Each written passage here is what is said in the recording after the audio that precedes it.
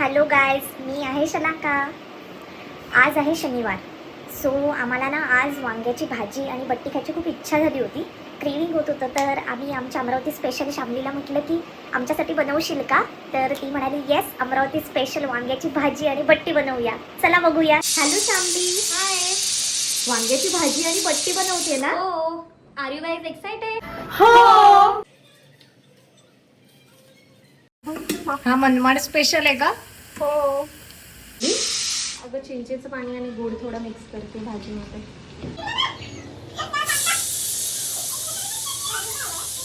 शिजले.